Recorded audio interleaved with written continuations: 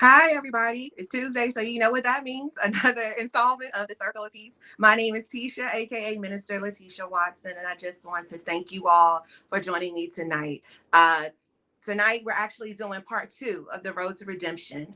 I received such great feedback from my about my first guest and his testimony and his story. And as if you watched last time, you know the camera kind of cut short and he was right in the middle of the good part. So he decided to join us once again in the Circle of Peace to finish telling his story.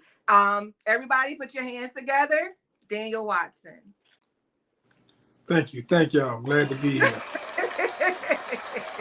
Thank you so much. Like I said, I received just great feedback about your story, your testimony. The word that I kept hearing was transparency, that you were so authentic and real and telling your truth. So I just want to thank you for being open and honest with us.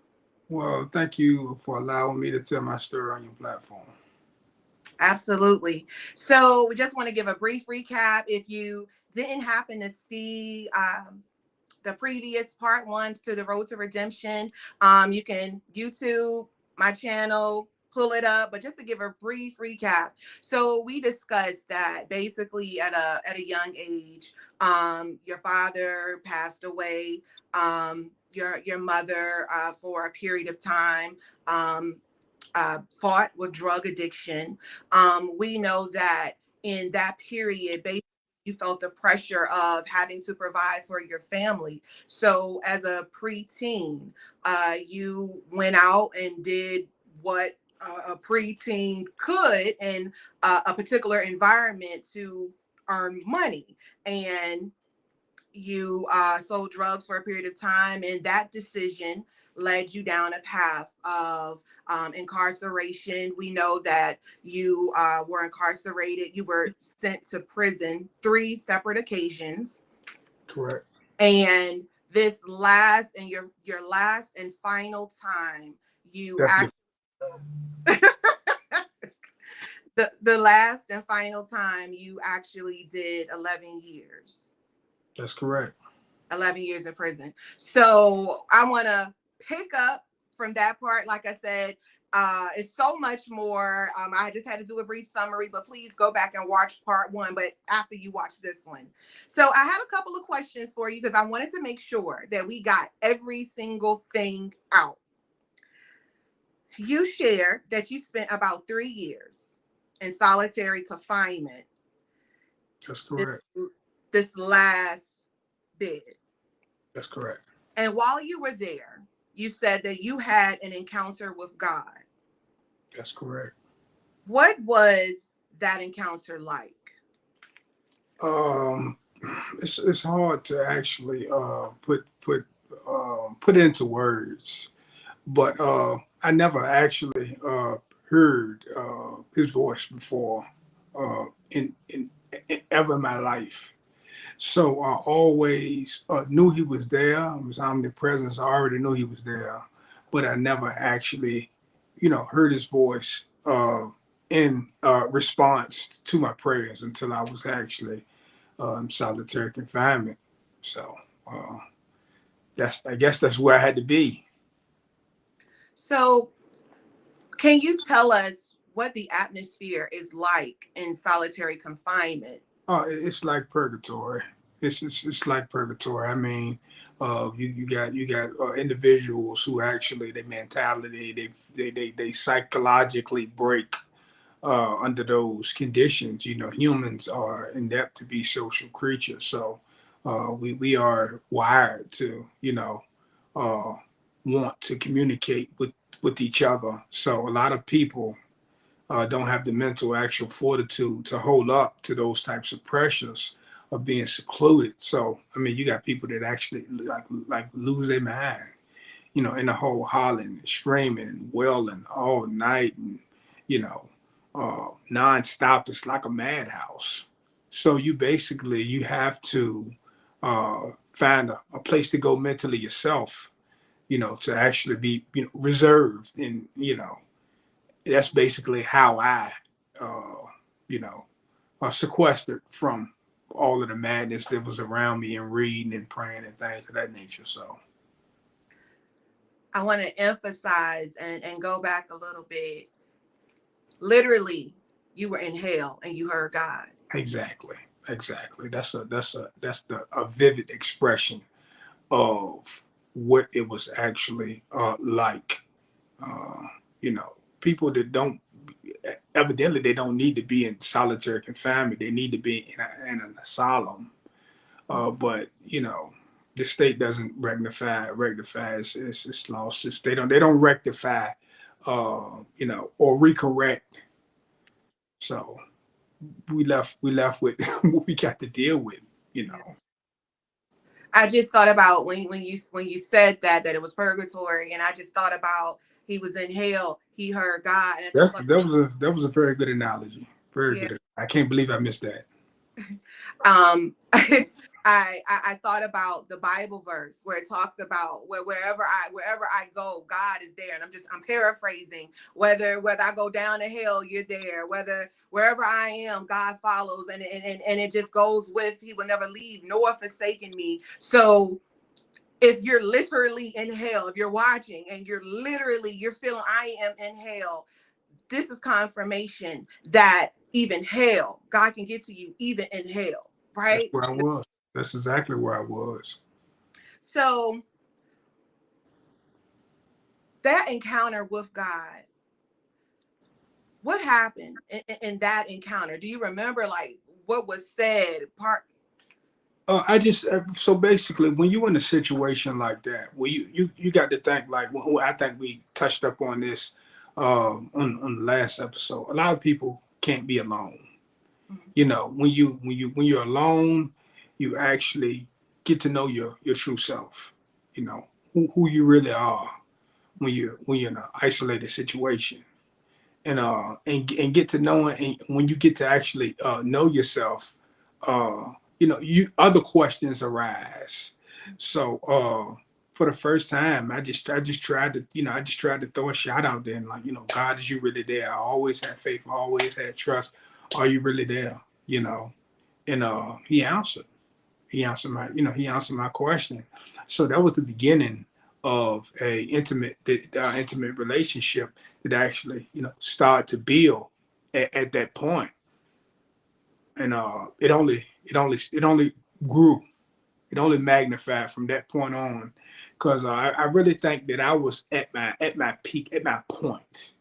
I wouldn't say breaking point, but I was low. Right. I guess him being who he is, he sensed that, and he actually answered my prayers. While in solitary confinement, how did you pass the time? You were there for 3 years. Basically, you got to have a schedule. Everything's got to be like a well-oiled machine, and the actual system in itself. The days are they designed to make every day seem like the same day, so you actually don't know one day from the next. Uh, so everything is time oriented. Count, food, showers. That's because they design it like that, because dudes with a lot of time, they don't want you thinking about the outside world. So they try to actually replicate every day to be like the same initial day. So basically, what you got to do is you got to set yourself a routine, and you got to actually abide by that routine. Everybody has different routines and schedules for the day. So that's basically how you get through your time. Mhm. What was your routine? Well, when I got up early in the morning, I worked out for an hour and a half. Uh, After I worked out for an hour and a half, I ate. After I ate, I read. I read for about 5 or 6 hours. Then it was lunchtime. Ate lunch. Went out for about an hour. You know, Worked out outside. Came back in. Got me a little nap. After I got a little nap, got up, read some more, prayed some more, and that was a day. That was a day for me. Physical workout, mental workout. That's all you can ask for in a situation like that. So And you did this every day for 3 years. every day, every day, every day. nonstop, every day, same schedule, same routine, methodically.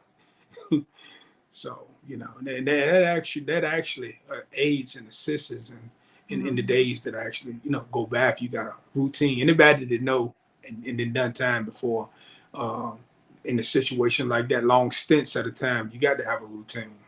Right. You were released from solitary confinement after doing 3 years, and you were released back into general population. Exactly. Describe the energy or describe the difference between Gen Pop and solitary confinement. It's like day and night basically. It's sometimes because you're dealing with so many different personalities at one time in one place. And very little of them have good intent. So I preferred after I actually was in isolation and had my own personal space. I Mhm. really I really liked that atmosphere. But in order to reach my long term goal, which to make work release, I had to go through the actual phases of working my way back down Mhm. and actually being socially interactive and going through all of the programs and all the touch points that they actually assigned me to. So I just had to thug my way through that. Do you mind elaborating, because being by yourself for 3 years and then placed back into a situation, because this isn't like a wusa zen environment. This is a hostile environment. Can you talk about, like, mentally, emotionally, what it was like to be placed back into this type into a environment where you went from being alone to now there's other people? What was that like? Oh, it was definitely a trial. But one thing that's heavily coveted in the system is respect. Hmm. And if you give it, you get it. It'll get you a long way in everywhere you go in the system, in life, in business, everywhere. So I always, had respect for people and I respected people. And anytime that the respect was broken, I handled it accordingly. So I never really had an issue with actual people violating that respect. I just had an issue with listening to it, hearing it day after day after day, especially when you come to a place in your mind where you actually, you know where you want to go. You got a vision. Your heart is clean and you actually know exactly where you want to go and where you need to be. And any obstacles in the way, you constantly have to think of a way to hurdle them or alleviate them. So yeah, it was a difficult transition, but I know what I had to do in order to get where I needed to go. Right. Let's see. While you were in prison, did you work? Like, how were you able to earn wages while you were incarcerated? Yeah, they had they definitely, I definitely went through a number of jobs. So, for the people that actually aren't knowledgeable of how wages work in prison, the first job I actually had, because I couldn't actually have access. I didn't have security clearance as of yet to work anywhere but the kitchen. So that's basically ground level for anybody, to actually work in the kitchen. So uh, I worked in the kitchen for about a year and a half until I actually was it qualified time wise to actually go outside, of the gate of the prison gates. And while doing that, I'm taking up any type of programs that I could actually, take up. I'm certified HVAC, certified plumbing, uh, Windows 10. I know that's obsolete right now, but that's how long it's been. Uh, Yeah, so got my GED in prison. I got that first. So, and they actually tried to hinder you from getting any type of college courses in the state of Virginia. As of right now, you really don't, with the inmates that's incarcerated, you really can't get any college credits because you had dudes in actual prison getting their PhDs and master degrees and things of that nature. So the state of Virginia put a stop to that, educating brothers to that extent. Wow. So your first job was in the kitchen. How much did you make? Was it hourly or was it by day? Oh yeah. Hourly that day. Yeah, about 45 cents a day. Yeah, yeah. You talking about Mexicans over there in Mexico? Hey, my check was probably about $60 a month. Wow. Yeah, yeah. Wow. So you really learn how to budget if you don't have any outside, family members that's actually helping you out financially. So, yeah, you really learn how to budget and spend your money wisely.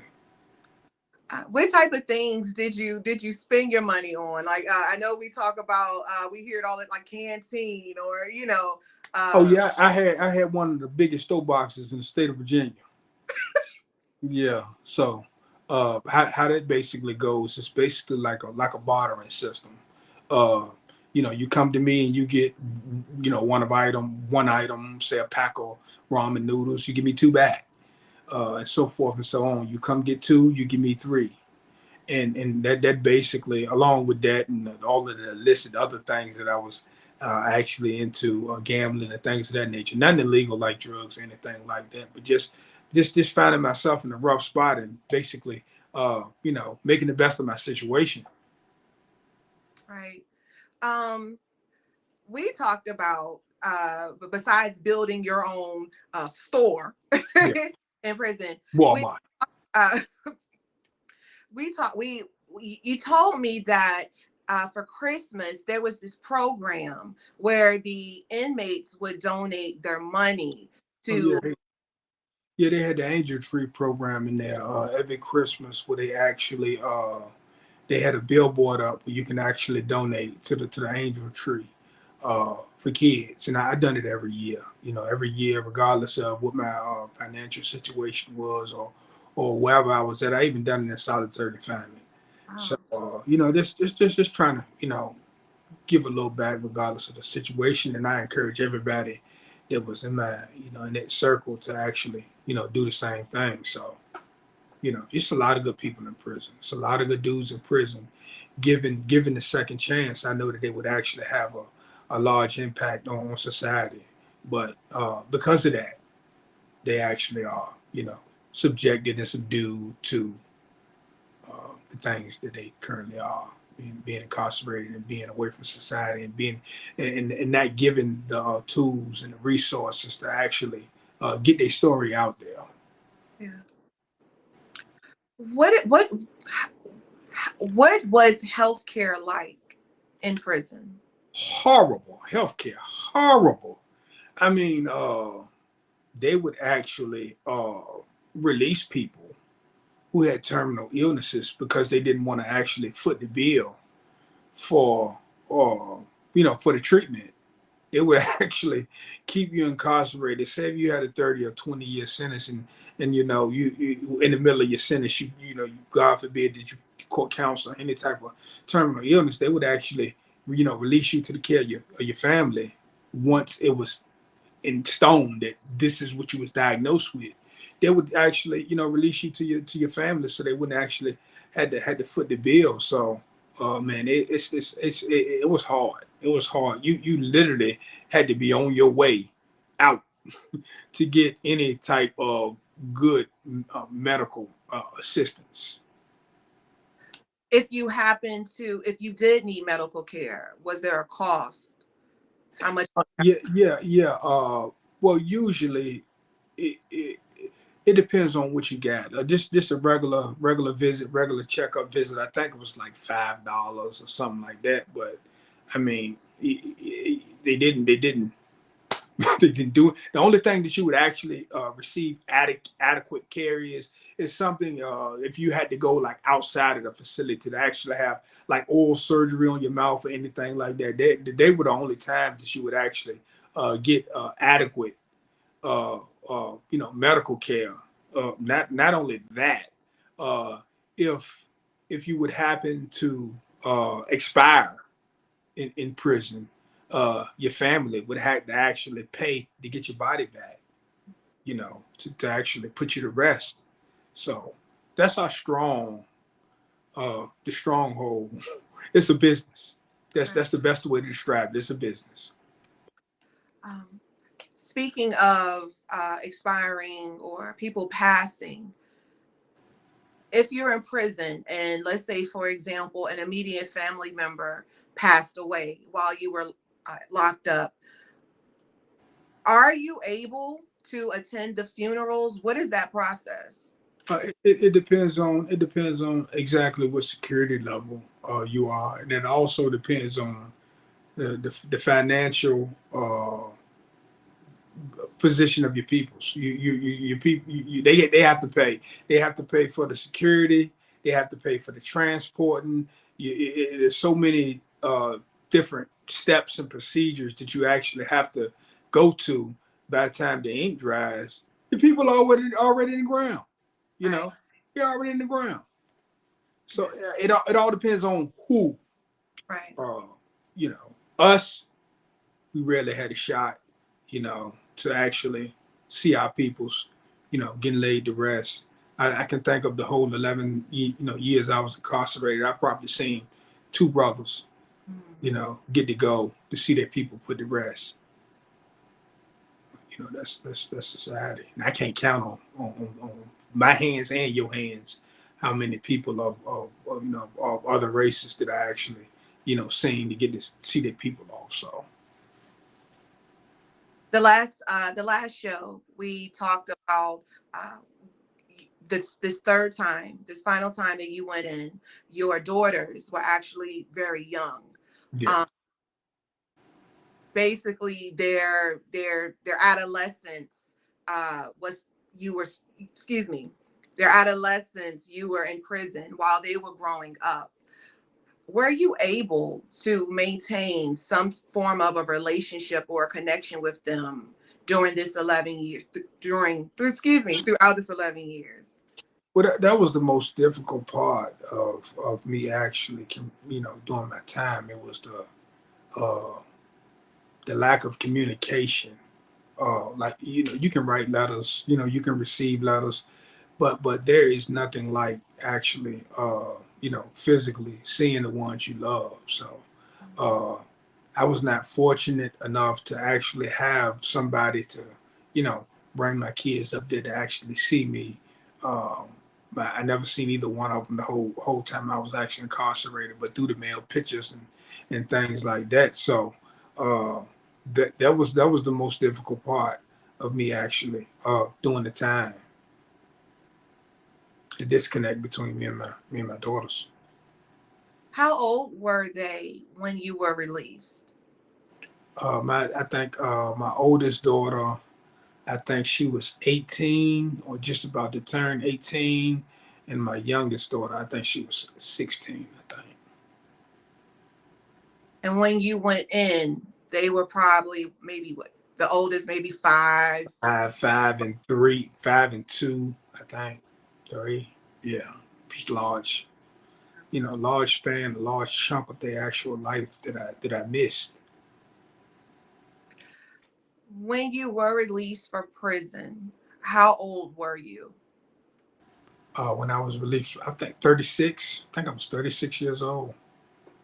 I went in 25 in my prime, and I came out 36, 36 years old.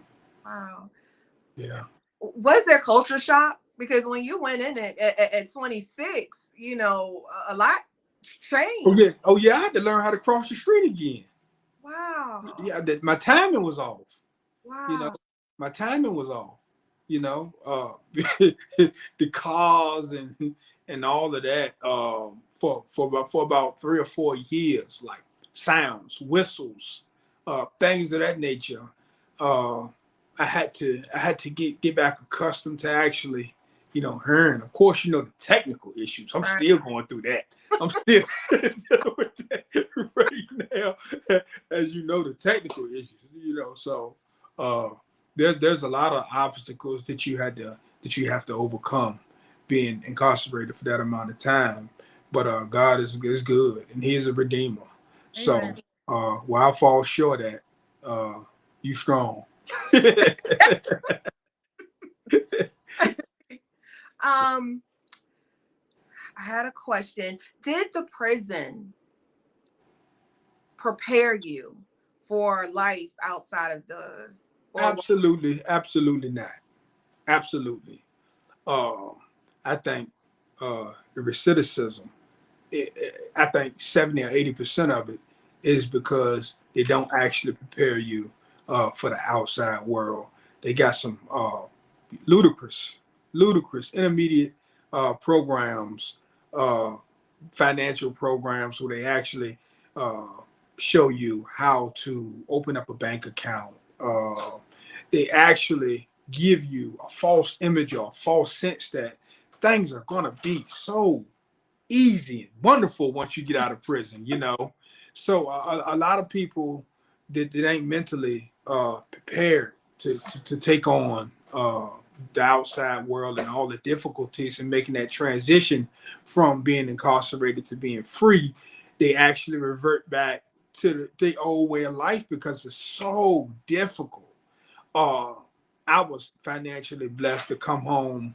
I saved my money, so uh I thought it was going to be an easier transition for me to actually make that adjustment. But when I came home, credit scores came into effect, and so I'm like, yeah, I can't even do nothing with the money. I got the money, but so that was one experience that I had to overcome with knowing that money just can't, Right.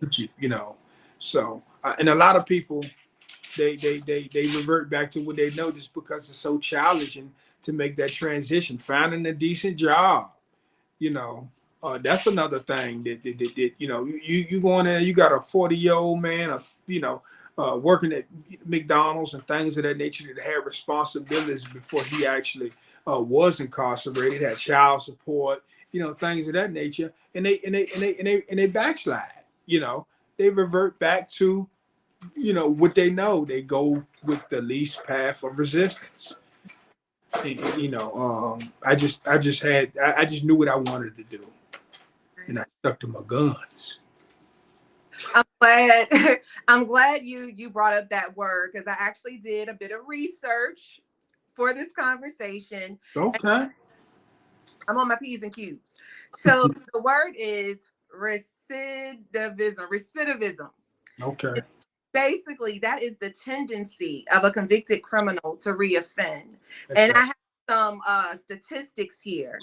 According to www.prisonpolicy.org, the most recent government study of recidivism reported that 82% of people incarcerated in state prison were arrested at some point in the 10 years following their release.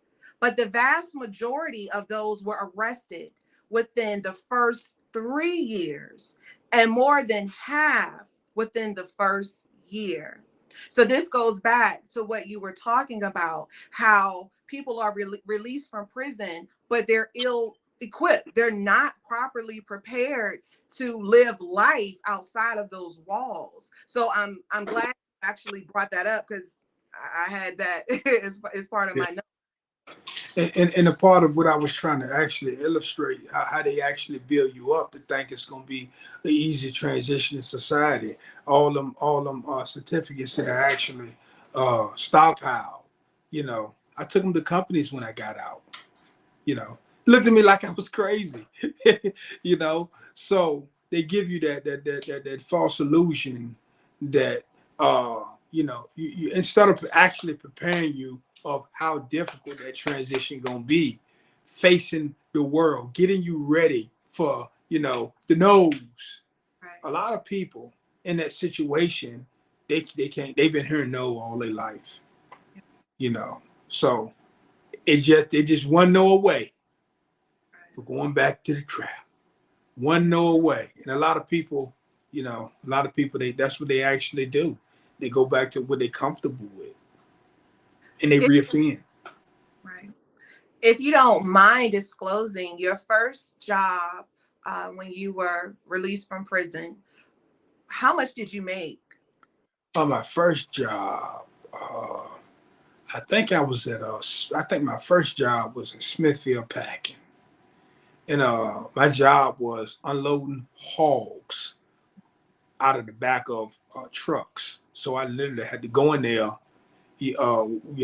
waist waist high, waterproof boots on, and go in a truck with about 80 or 90 hogs in it, and run them out. And I think I was getting paid probably $21 an hour, $21 an hour for doing that. And when you were trapping, getting that bread, how much money would you see within a day? Oh, within probably about 5,000. Yeah, 4 or 5,000 roughly in a day. And I mean, it fluctuates from day to day, but the kind of business I was in, it was kind of stable. It was you automatically knew concrete of of which you. Well, there's a lot of inconsistencies and a lot of drugs, but the drugs that I was in is pretty clean cut. What you gonna actually deal on a day-to-day basis. Right. And I wanted you to disclose that information, not to glorify what you did in the past, but to set the mind to get the viewers to understand, if you have an individual who dealt drugs and they're used to seeing thousands and thousands of dollars pass through their hands within a day, and then in prison you get these certifications and you're being told this is all you need to get your life on track. Immediately, you're going to be able to find a job and get money. And then Daniel was actually blessed that his first job, he was able to make $21 an hour. But we know there are plenty of other convicted felons who make less than that. They go back to minimum wage. So if you're used to making thousands, and then now I'm sitting here hourly, I'm only bringing in $7, I'm only bringing in $10. You have to think about, you have people to provide for. Well, there was another actual impediment that I had to actually deal with, managing money, because I used to make a considerable amount of money. So I didn't look at it as a commodity or as a resource, because it came so easily. So when I actually came home, I had to actually learn how to spend and how to not. I still got a problem with that today. I really don't place no limit as I should. God bless me to actually fortunately run across some good jobs, and not only certifications to back. So yeah, but that was definitely a difficult transitional stage for me, learning how to spend, Right. learning how to save. It was difficult. It was difficult. How important would you say having support on the outside for inmates who are released? How important is that support at home? Percentage wise, 1 to 10, 11. Mm. Because a lot of people, and I haven't actually done any statistics on this, but I would guess 98%, 99% of the people who do offend don't have a supporting cast, don't have a family, don't have somebody to actually be there for them in their times of difficulties. So it's most definitely important. For you, you had the support of a very special person who you met in a unique way, and you formed this unique relationship But when we talk about support, this person provided support, and I just want you to speak about this particular person, and how they were able um, to stop the cycle, to prevent you from returning back to prison. Well, first and foremost, I want to give a shout out to Miss Kelly Massengale from Richmond, Virginia. She is the mother of one of my best friends, and she over exceeded uh, her responsibilities when I actually got out. Uh, she Ubered for me. She because I technically I had the money, but technically I didn't know how to do any of these things. Right. So she see to it that I got my license. Uh, Not only did she see to it that I got my license, but she see to it that I had a transportation. She gave me a car, not only a car, a BMW. Wow. So yeah, she had faith in me. Uh, she actually knew, and she believed in my goals. Uh, and you really just you don't find that in everyday to day people. And she was of another race, of course. You really don't find that in people today to actually take interest in somebody who society has deemed, to be undesirable. So I tip my hat off to her, and I love her, and I'm gonna give a shout out to her. I dedicate uh, this interview to her because she definitely had an impactful uh, um, impact on my life. Right. Awesome, awesome. Thank you so much. Thank you. Um, let's talk about what it was like for you coming back home and rebuilding these relationships with your family members, your friends, and especially your girls. Did you find any difficulty? Was there?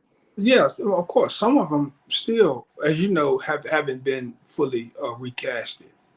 Uh, there's a lot of things that no matter how much energy or how much time you put into uh, certain things, you just got to give it to God.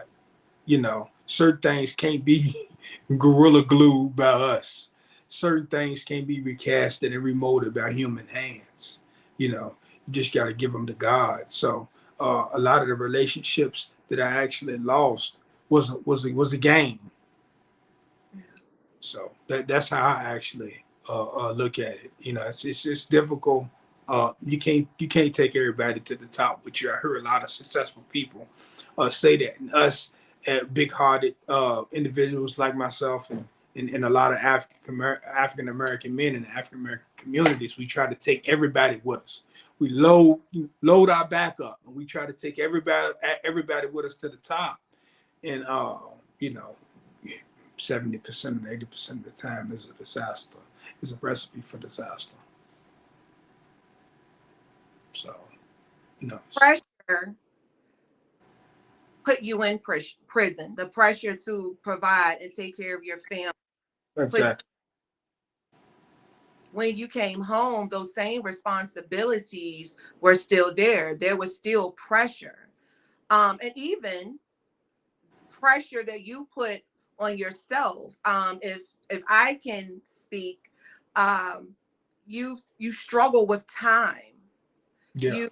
You struggle with the amount of time that you lost. So literally your foot is on the gas 24/7, and you set these goals that for you feel like I got to make it happen today. Like literally I got to make it happen yesterday, Yeah.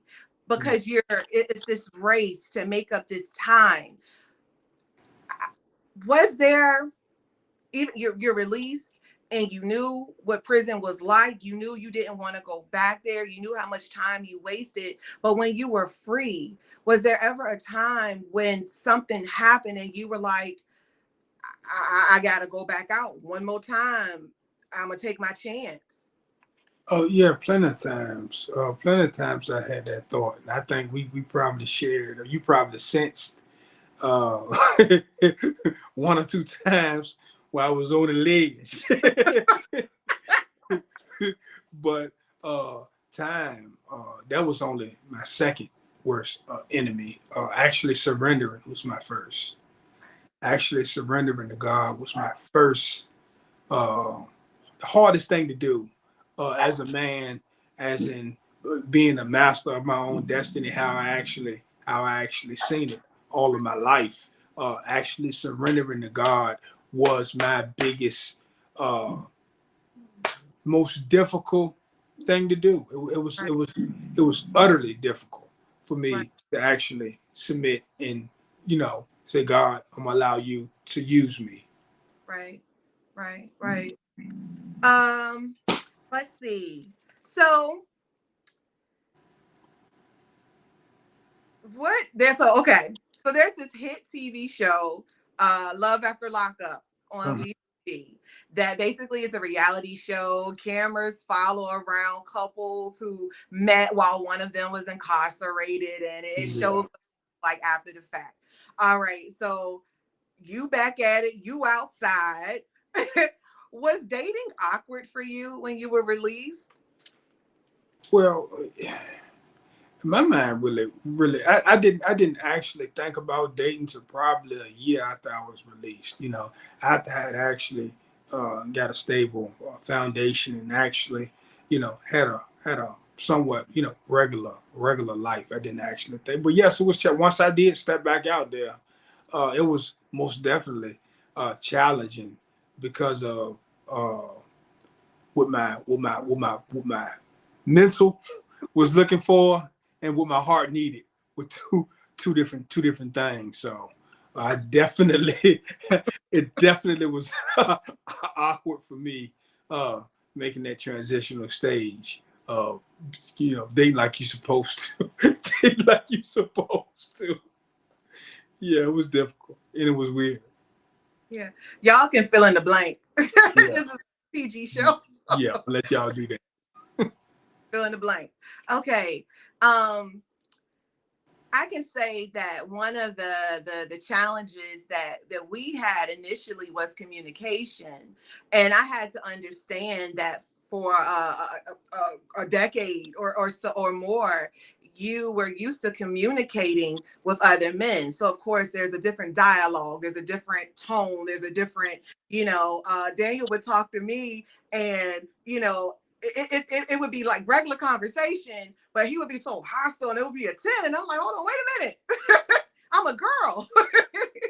so so we actually had to work on communicating, talking, him softening his tone, and that's definitely been a journey. But I will say that it's one that Daniel was willing to participate in changing up. I guess it was kind of like being on the outside looking in, because you can realize how your tone and and all of that, how I was receiving it. So I had to kind of like point that out to you.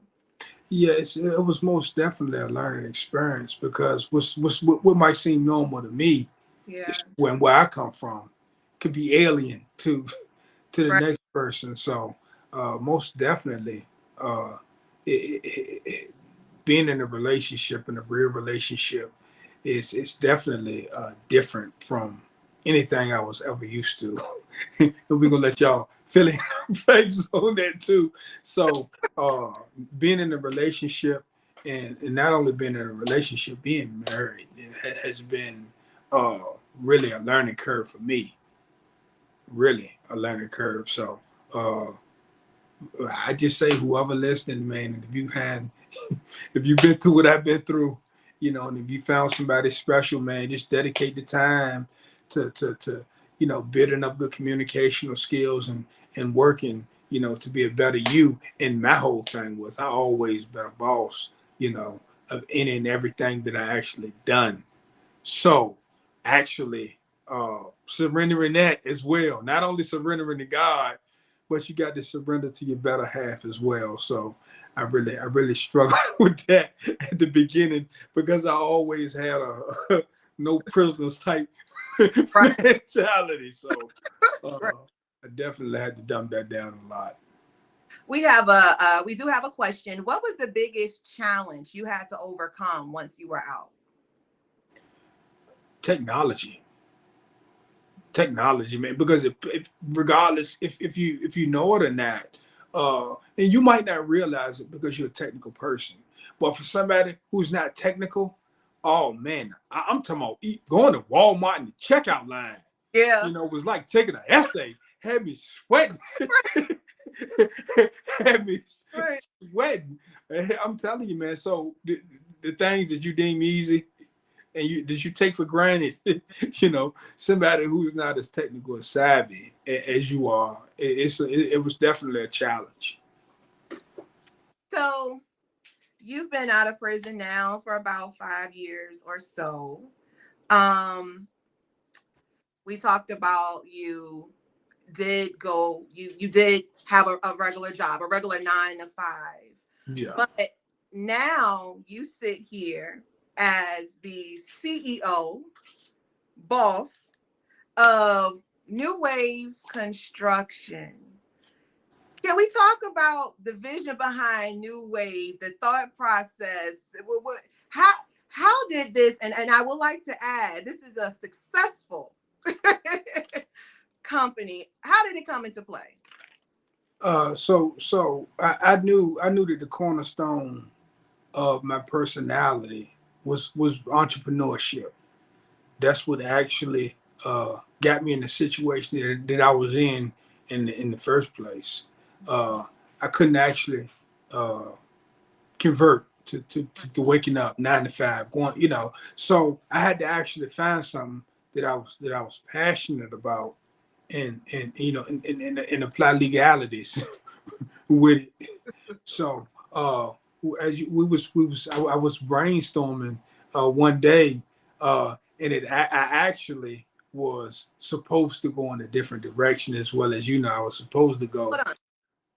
So I would like to say that the conception of New Wave Construction was actually June 2020, and we all know that this was like the middle of the pandemic. Pandemic, yeah, Go ahead. correct. So I actually wanted to go another direction. I wanted to actually go into a company that I had certifications in, but things kind of unfolded like they did for reasons that only God know. I actually learned all these other new trades and skills, so I actually started in all elements of construction. And I'm trying to figure out who thought of the name. Was it me or you? I can't really remember who it was, but I give all glory to God first and foremost, because He the one that actually created and manifested the that thought, Right. rather than through me or through you. He the one manifested the thought, and the execution was all his. So So I would like to add that before you just went and up and quit your job, you actually did both for about what, a year? yeah, A it year. was rough. Yeah, I done both for about a year, committing my weekends and sometimes my work days to actually going out and doing these jobs on the side, you know, till I can actually have confidence that once I did make that final transition, that I would be able to support my family. So uh, it definitely was a leap of faith. If ands and buts about that. Yeah. And I thank God that I had a wife that was supportive mentally, and she had my back financially if I fell short. So like I say, man, I can't do but give all glory to God. He's good. He's wonderful. We have another question. If you could talk to that younger you, what advice would you give to yourself or even to a young man coming up today? Um, I had the same tenacity that I had back then, but just if I could actually reinsert it into the right places, if I actually had somebody to actually show me the right way to do things. So I would say I had the vision and I had the goals already. They just manifested in the wrong way. So I would say never give up on your dreams, never give up on your goals, never let your environment be an impediment to what you're trying to accomplish. Knowing what you know now, if you could do it all over again, would you change anything? Well, I believe in divine intervention. I believe in I went those places that I went and I experienced the people that I experienced and I uh, you know went through all the things that I went through and overcame all the obstacles that I overcame was for a reason. So I don't believe that I would be the person that I am today if I didn't go through the things that I went through. So I don't think I would change anything. So we're reaching the end of our discussion. Is there anything else that you would like to add? I would just like to say if anybody out there watching is going through any type of addictions, drug addictions, alcohol addictions, or even depression or anything like that, if you're actually seeing this, uh, you know, I'm the prime example of God's grace Amen. and God's mercy. So don't ever think that you in a worse situation that God can actually reach you and touch you. Give Well, all praises and all glory. hey, don't make me shout because you know Can I get a shaman on the out here? or Daniel, thank you so much. Thank For you. Thank sharing you for your having me again. Thank you so much for sharing your testimony, for being a vessel, because that's what you are.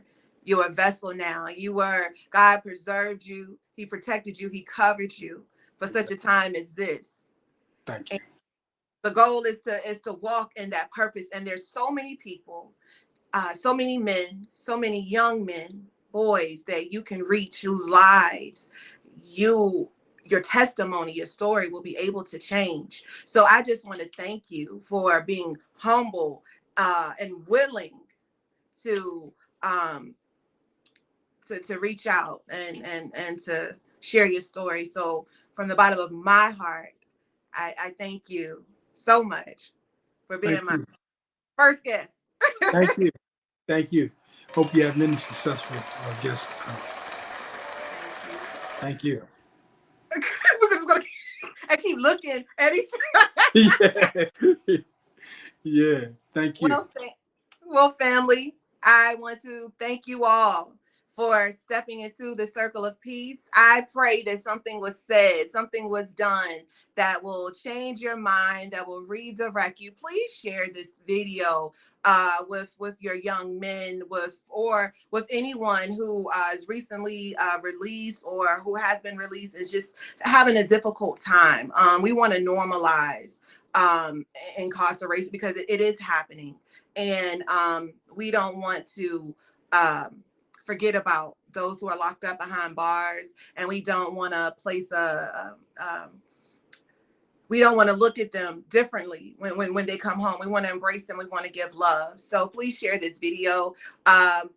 You can find me Facebook, Moving Mountains Ministries, Instagram. If you have a story that you would like to share, please, I want to hear it. The world needs to hear it. This is the platform to share your testimony. So please contact me at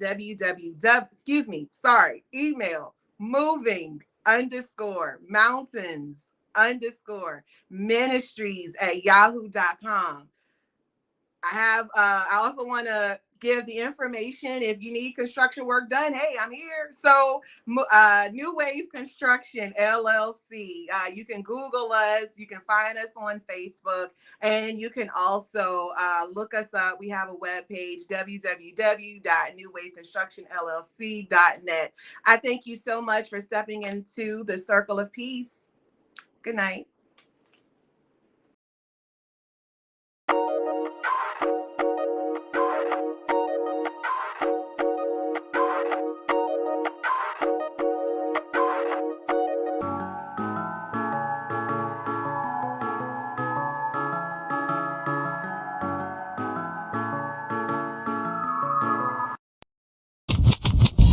peeling back the layers with Miss Ebony.